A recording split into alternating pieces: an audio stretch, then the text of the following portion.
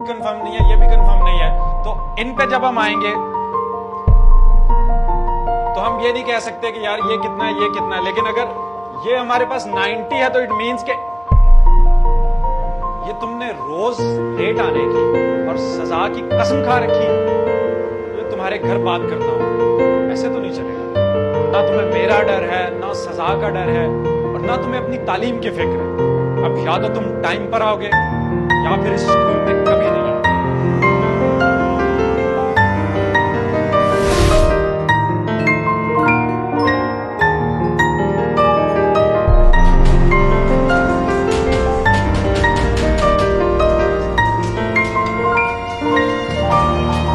छोटे, ये साहब को एक पराठा दे गया।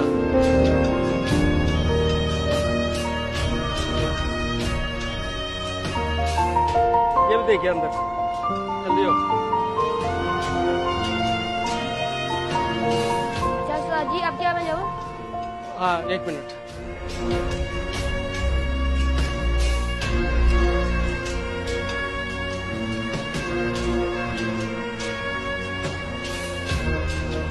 मेहरबानी उस्ताद जी।